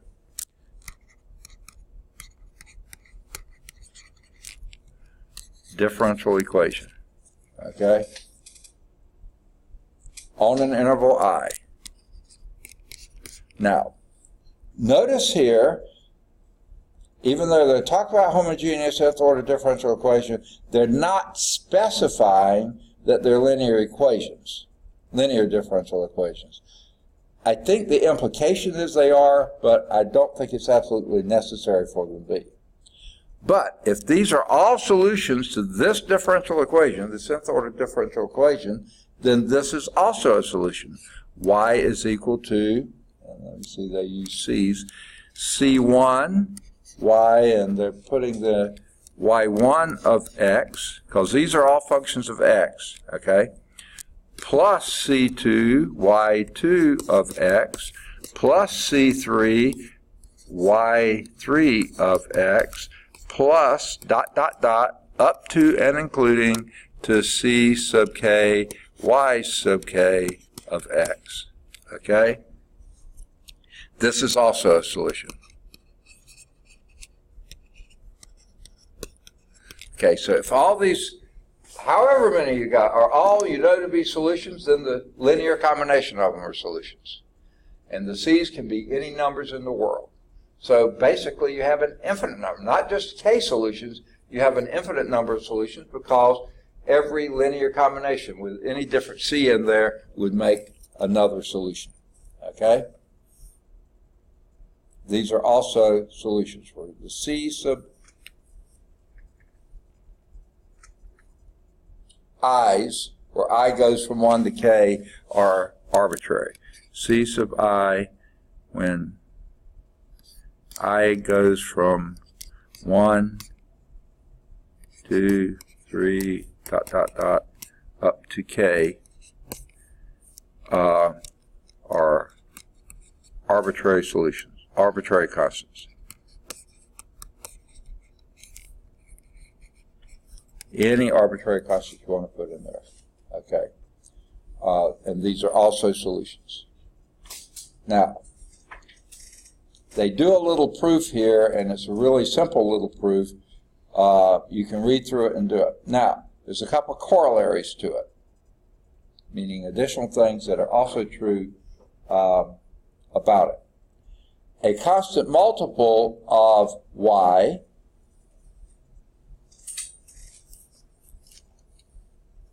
goodness gracious. Yeah. Constant multiple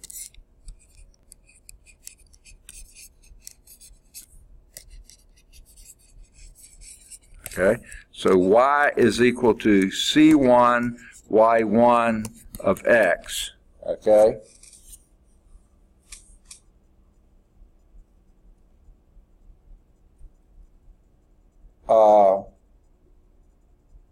Of a solution y1 of x of a homogeneous, now there they do say a homogeneous linear differential equation. So I think they implied that the first two, but now they're definitely saying it. A homogeneous linear differential equation is also a solution.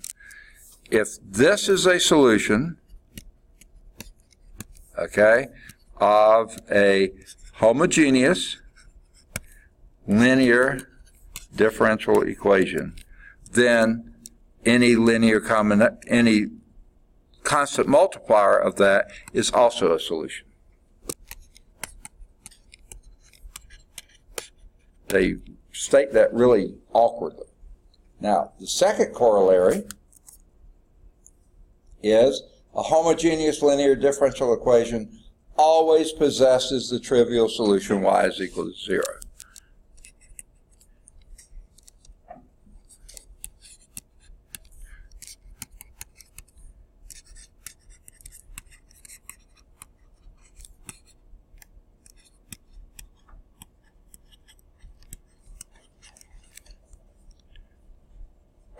Y equals 0.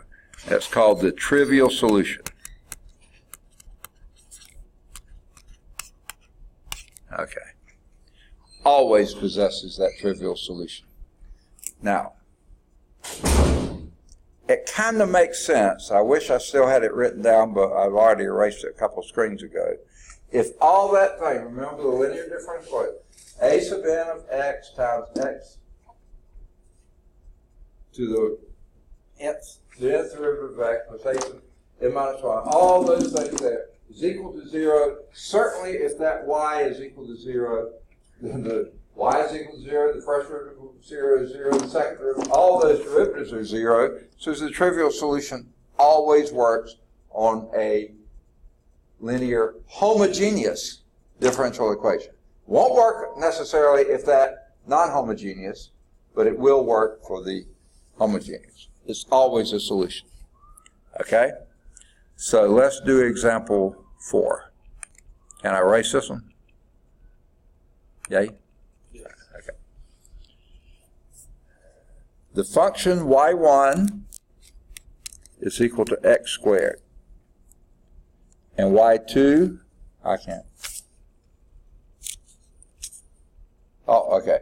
y2 is equal to x squared log x.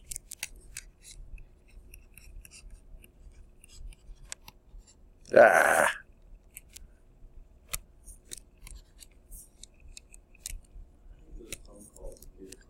What's that? I hate those robocalls you get. I hate them, yeah. I just got one. Yeah. Sent from Visa Minister Card. Yeah.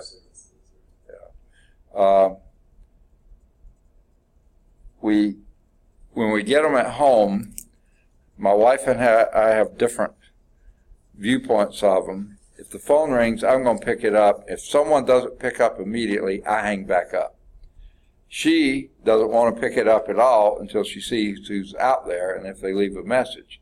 Well, then to me, you have to clear the message out if it's a robocall, and I don't even want to hear them. So if I pick it up, if they don't answer immediately, I say, "Good afternoon, Charles Fowler speaking." If no one answers immediately, I hang right back up because they always have a delay to see, and if someone's actually out there, they're usually going to respond. And even if they don't respond, they'll call back, but the robocalls won't. So I do that, but she doesn't then If delete. it's like a scammer, I like to mess with it. It's got to be. Most of them are, I think, are scams. It's awesome. Yeah.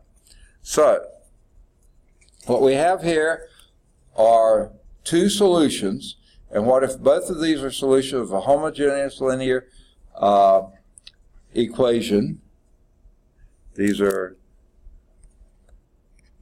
both solutions to this equation.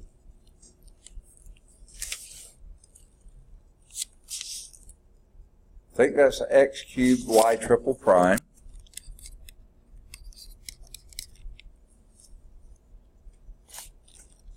minus 2x y prime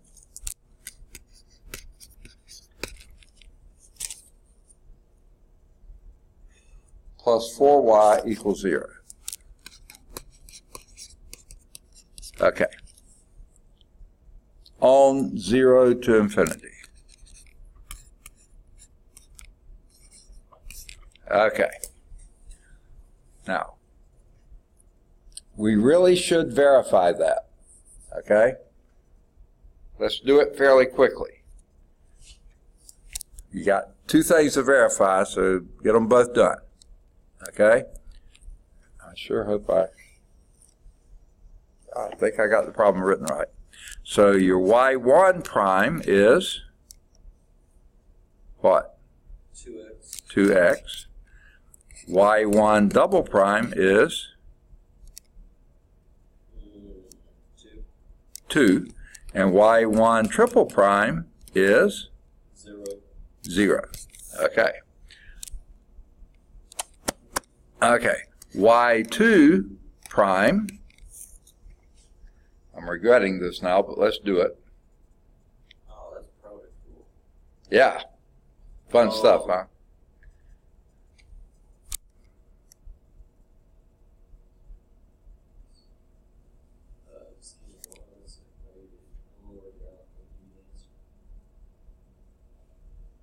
Okay. X plus 2x ln x. Okay. Say it a little more slowly. What's your first one? X plus 2x times, or 2x ln x. Where do you get x plus? I don't follow that. Product rule, and I did How does product rule go? g of x times f prime of x plus. Okay, so your g, which is your g? I did basically x squared, and I did times the derivative of ln of x, which is 1 over x. Okay, got it. Okay, got it. Okay, so that's what. So that's where you got the x. Got it now. Okay. Plus 2x log x. Perfect. Yeah, you did it right. Excellent.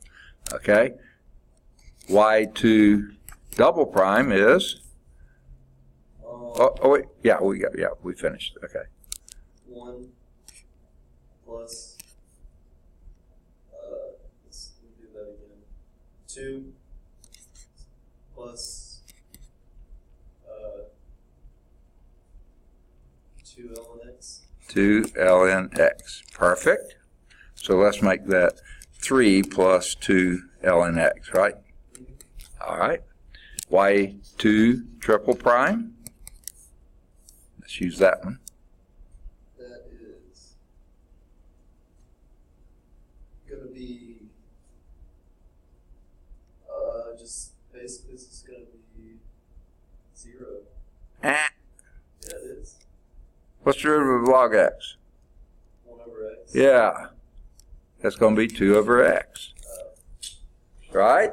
Yeah. The 3 will give you a 0, but the 2 log x, that gives you 2 over x. Okay. Now, we need to plug these in separately.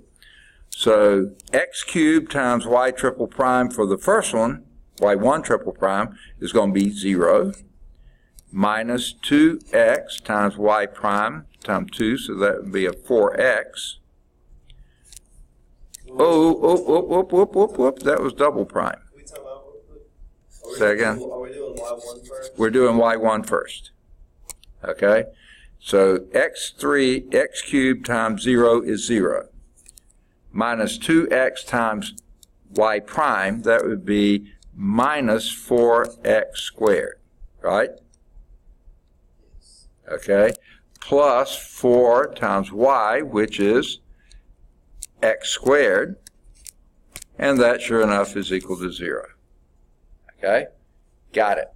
Now do you see, by the way, hold on, time out, do you see why we've restricted our domain to 0 to infinity? Any reason? Did they just arbitrarily do that? Because it can't be. Well, I mean, if it was, if it can't be below 0. Why not? Because then everything would go to 0. That's not the reason. Oh. Okay? Because log x is not defined at x equals 0 or anything below. When you said it can't go below 0, the reason is log is not defined below 0. But log is not defined at 0 either, so that's why the parentheses is there. Is that So, ln of 0 1? no, ln of 1 is 0. The ln of 0 doesn't exist. Okay? It's going to negative infinity. Okay. So, that's why we're on that domain. So, we got it for y1. Let's do it for y2. I'm going to erase y1 because we're convinced of that, because I'm running out of room here. So let's do y2. Okay? X cubed times 2 over x will be 2x cubed over x, which would make it 2x squared. 2x squared minus, and, oh wait, we don't, oh yeah, minus 2x, I'm going to write it down, 2x times 3 plus 2 log x. No. Nope, wrong one. You're right. Okay. It's y prime, not y double prime. Okay, y prime is x plus 2x log x. Okay? Plus 4 times x squared log x. Okay? And supposedly that is equal to 0. Let's see if it is. This will be a 2x squared minus 2x squared minus 4x log x, 4x squared log x, right? Plus 4x squared log x. And sure enough, that is equal to 0. So we verified both of those are solutions. Those were fun, weren't they? Yeah, I like it. You love these homogeneous equations, don't you? Because they're always equal to 0. Okay. What's that? There's the heterogeneous problems. No, we don't have any of those there. Non-homogeneous. Okay. All right. Yeah, we should change the name of non-homogeneous to heterogeneous. Heterogeneous. Try it. Okay. Knock yourself out. What committee do I need to appeal that to? You can find it on the internet. Okay. All right. So, they didn't ask us to verify them, but we did. But by the superposition principle, and since we didn't ask us to do this, I don't think I'll need this anymore. Let's go on and erase these two, because these we did just to verify, and sure enough, they worked.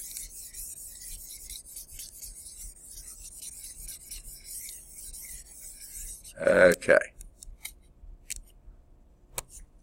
All right. Then, by the superposition principle, this is also a solution. Y is equal to some C1 x squared plus C2 x squared log x. This is also a solution to that differential equation there. Okay? Now, we could go and do all the things we just did, but it would come out being exactly like we did. You know, we found. Okay, we could take the first derivative, second derivative, third derivative, and each piece would be exactly like we had before, so those would also work. Okay? Now, here's another.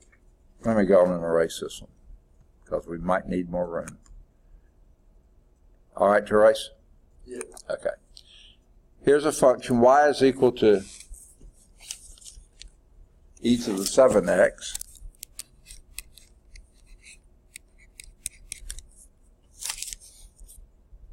is a solution to this differential equation.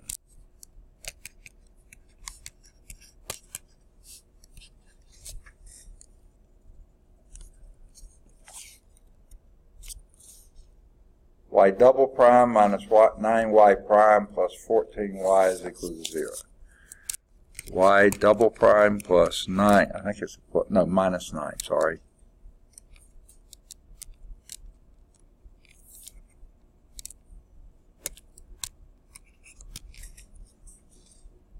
Plus 14y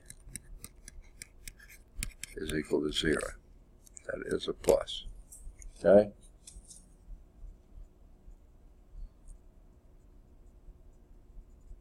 Okay.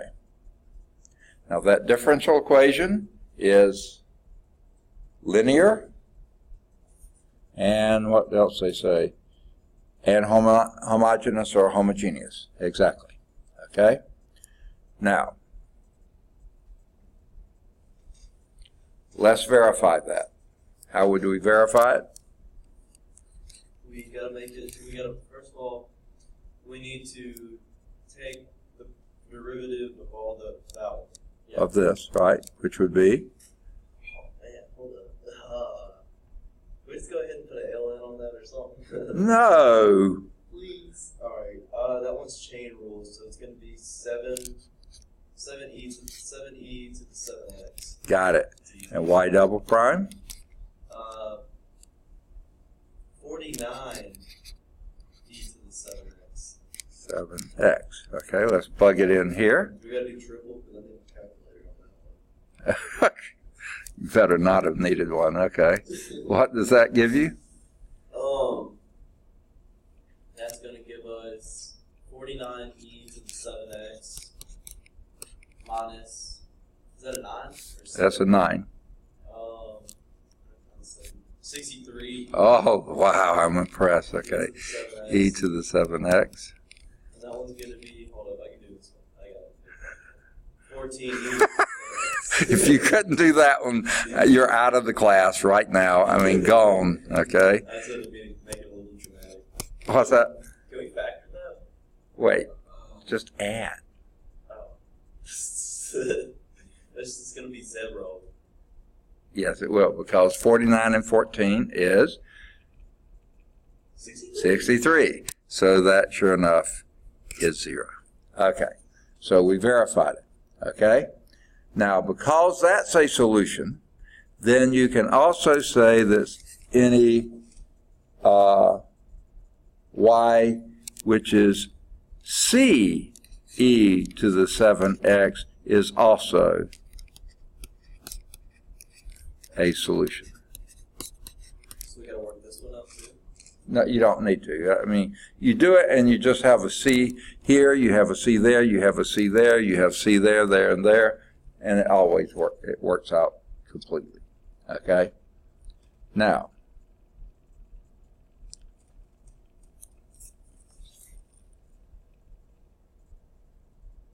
okay,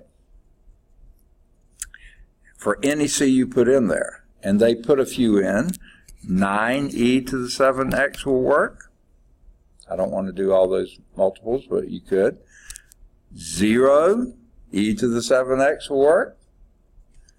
Minus root 5 e to the 7x, that would work as well. It doesn't matter what you put in for the C, those are all solutions. Infinite number of solutions. Okay. Now, the next concept, I think we probably just have time to do it, but probably not the example, is that of linear dependence and independence. Okay.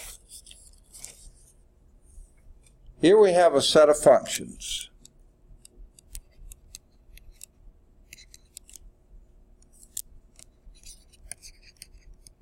Set of functions. F1 of x, F sub 2 of x, F sub 3 of x, dot, dot, dot, up to and including, now this time they use the subscript F sub n of x. Doesn't matter what you use, I'm just trying to make it the same as the book. okay, is said to be linearly dependent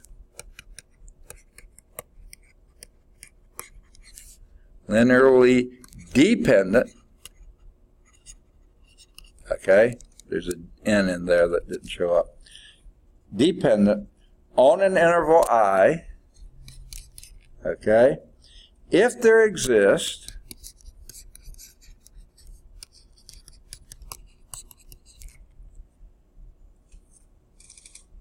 constants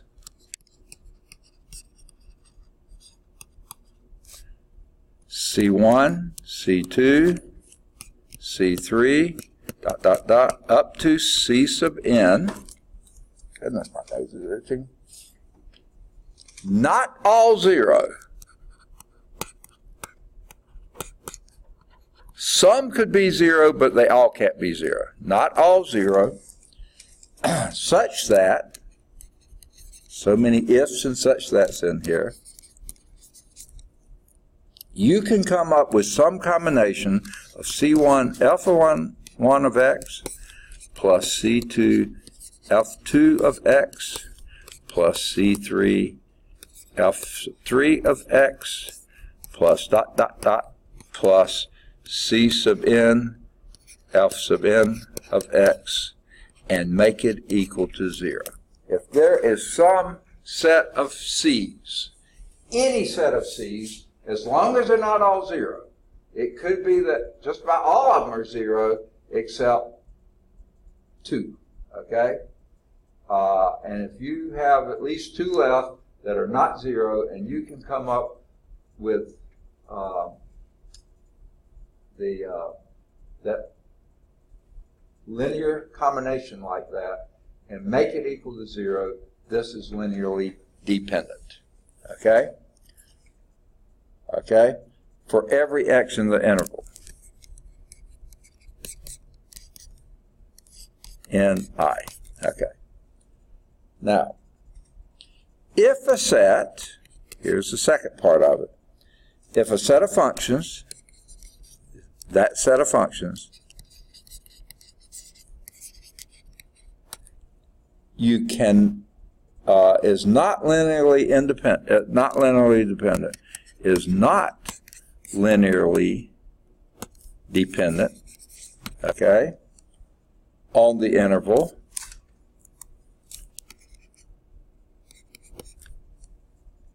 then it's linearly independent. Okay, now what does that mean? That means there isn't a set of C's, not all 0, that can ever make that equal to 0. The only way you could get that equal to 0 is every one of the C's were 0. In other words, these functions cannot be combined in any way whatsoever to be 0, except if all the C's are 0, then that's an independent set. Would it be like that problem we did? It was the, remember the x double prime plus 16x equals 0, and we kept on getting the C1s and C2 equaling 0? Is that the only situation? Is that sort of the same situation? On BPP? Yeah. The trouble is, we didn't have, okay, we did have, yeah, 2 functions that were solutions, and then we were trying to find the C1s and C2s. One of those, any C would work, so that would be, that was the problem with our differential equation. That wasn't a problem. Those 2 functions, if you remember, one was cosine and one was sine, and those are independent of each other.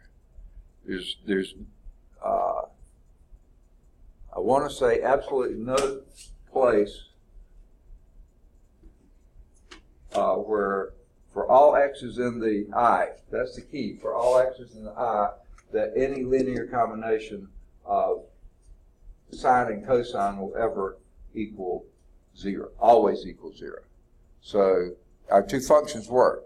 The problem with that one was in the differential equation. And this isn't even talking about differential equations. This is just about things in general.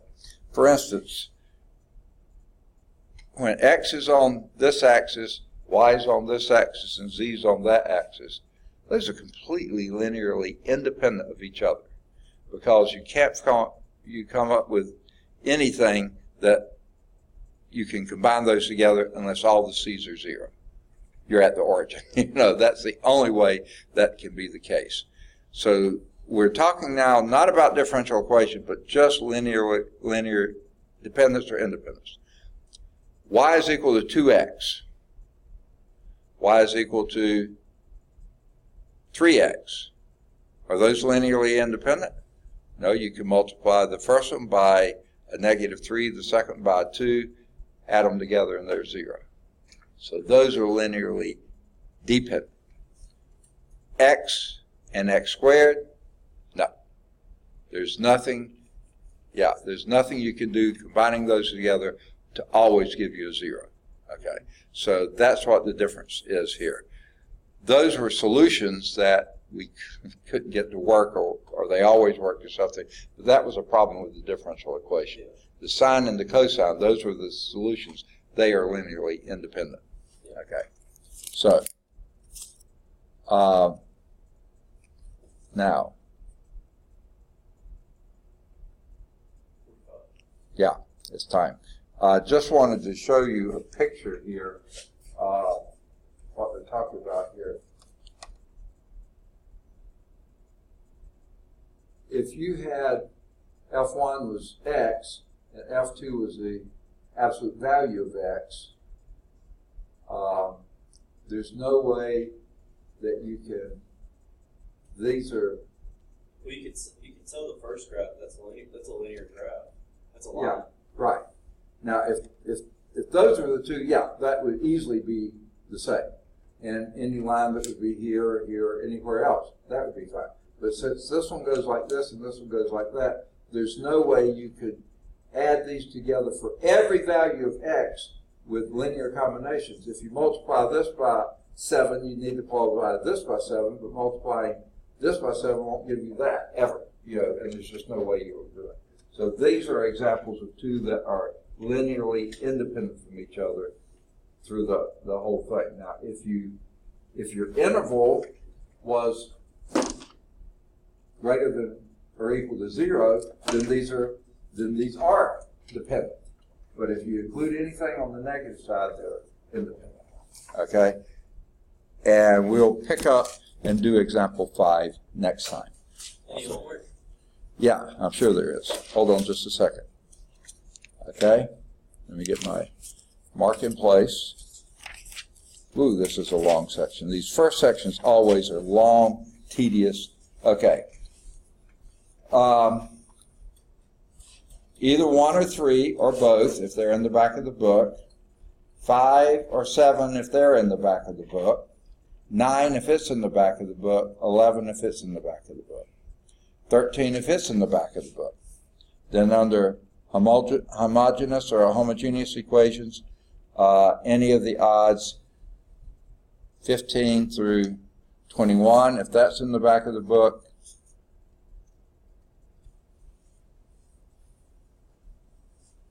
Well, wait, okay. That's talking about linearly independent. Determine whether they are. Let's wait and hold off on those until we do some. Okay, so just stop at 13. Okay. Yeah. And we'll get right past 13 pretty soon at the beginning of class on Tuesday. All right, good deal. Any questions? Yes, sir. All right, let's